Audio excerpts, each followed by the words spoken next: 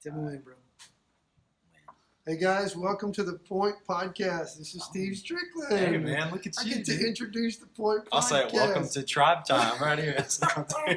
We are diving into the Passion Week, and we are discovering basically what it meant for the disciples of Jesus, what it meant in the life of Christ, and then what it means for us.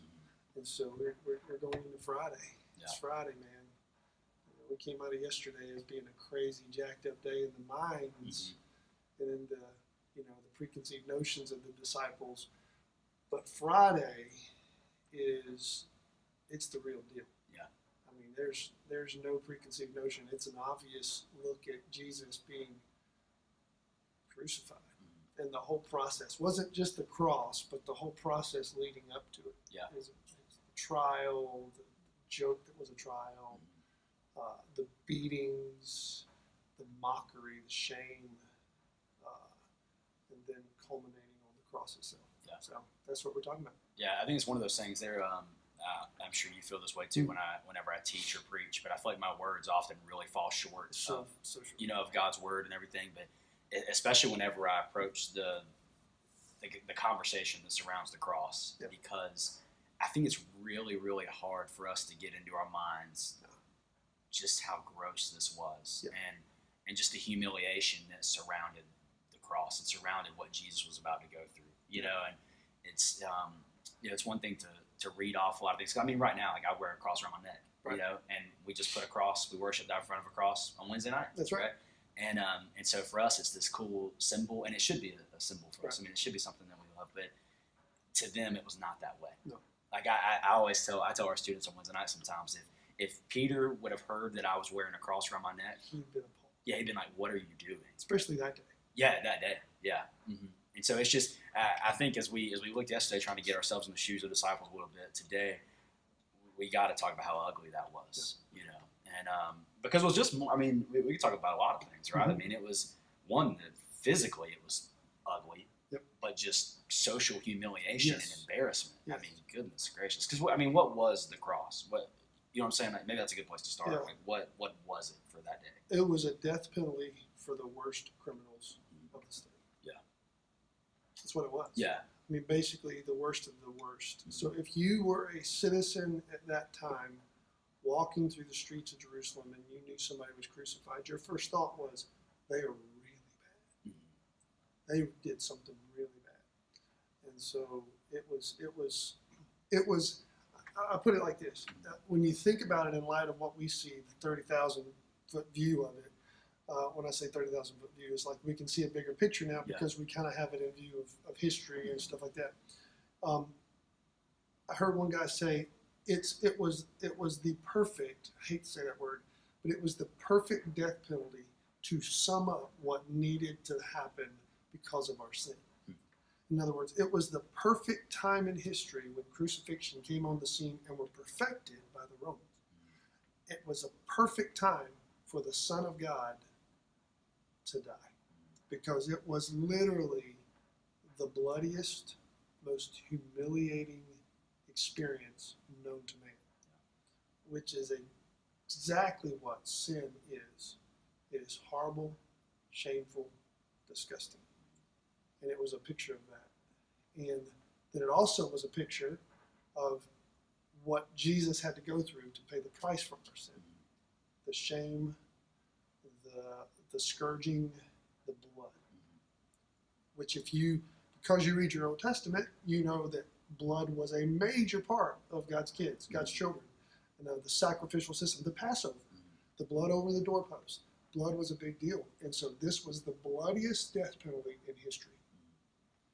And there's not been one since. You see what I'm saying? Yeah. I mean, you still have people being crucified, but this was a system set in place.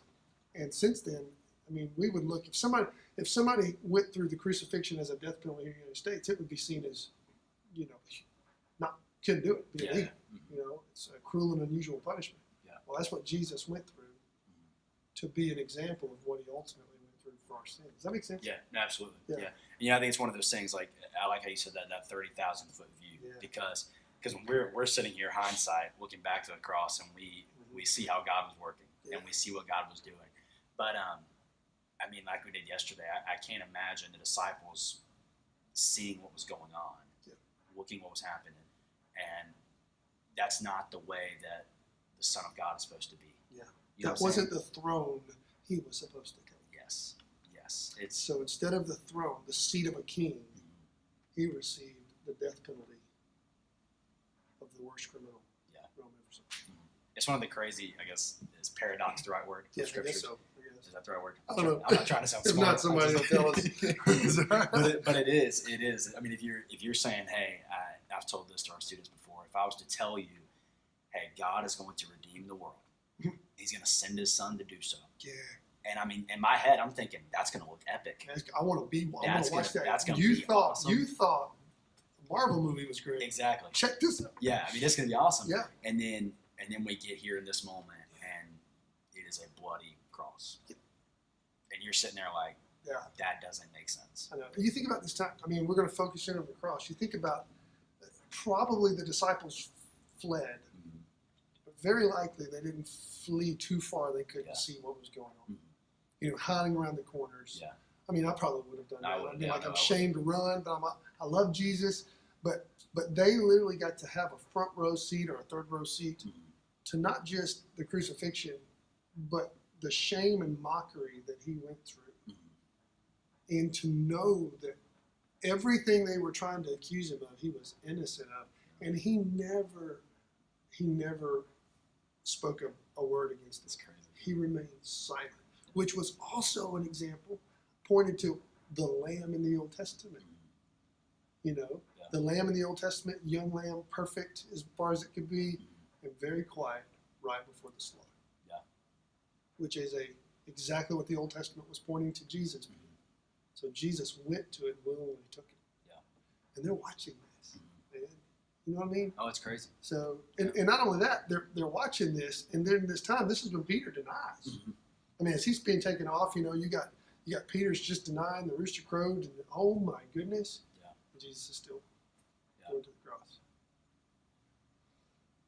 It's unbelievable. I mean, it really is, and it's just, I sit there and I just feel like words just fall short. Yeah. They really do, and but it's something that we look back at now, and it's like, man, it's so beautiful, and it's so amazing, but in the moment, and I don't know about you, man, but that just encouraged me so much for my life. As I sit there and I look, and I'm like, man, if there's ever moments in my life when it seemed like God was not working, that's it, because man, the last place you would look to find God is the cross. Yeah, that's right. And yet that is where He reveals Himself in arguably the most amazing way. That's right. You know, and it's a crazy thing. And so what we tried to sit there and think about yesterday. Is there anything else you want to say on that? No. Is what would that Thursday night have looked like? What do you think that Friday night looks like for them, for the disciples that are sitting there? I mean, when they've seen Him dead. They've seen Him die. They just seen Him die, y'all. Yeah, I mean, that's true. They just, I mean, and I say that because I have to remind myself, they just didn't see Him die. They saw Him ripped to shreds. I mean, literally, they could.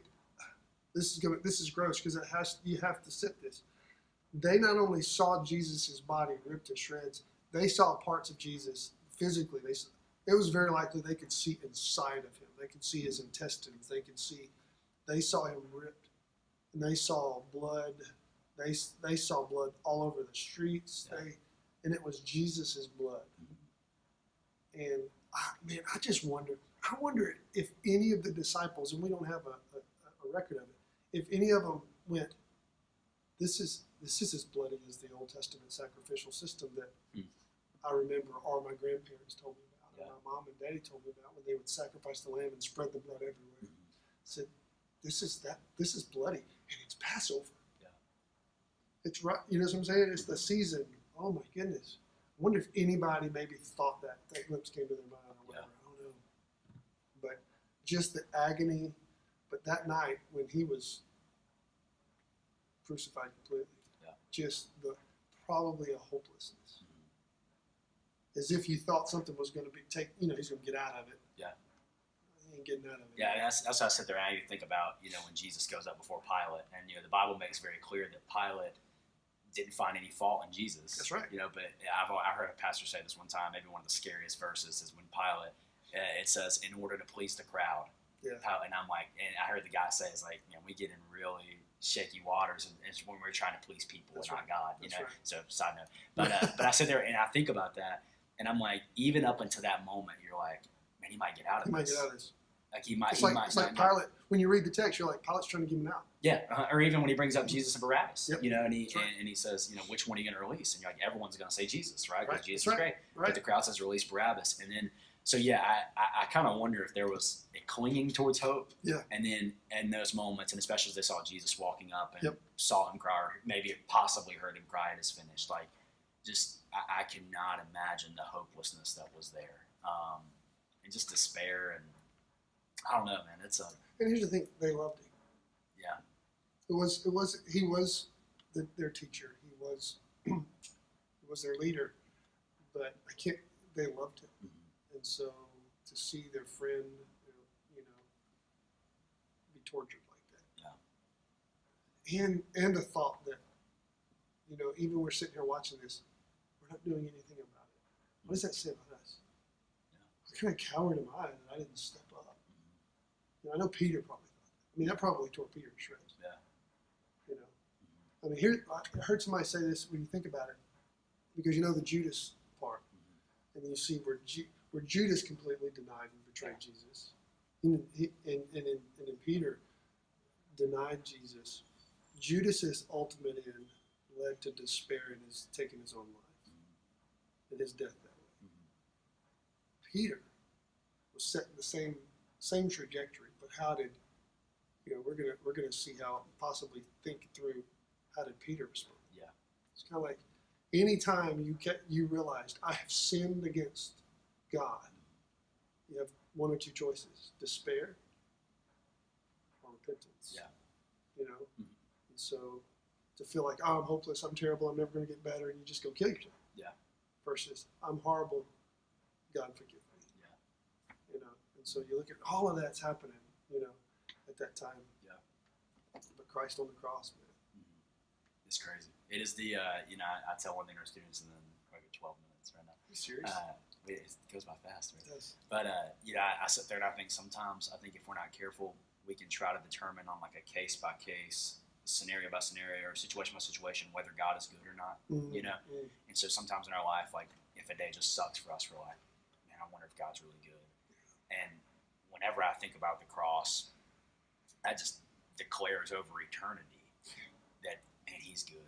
And that, I mean, he did that for us. Yeah. What did one teacher say? Crazy. Our biggest problem with God is that He's good.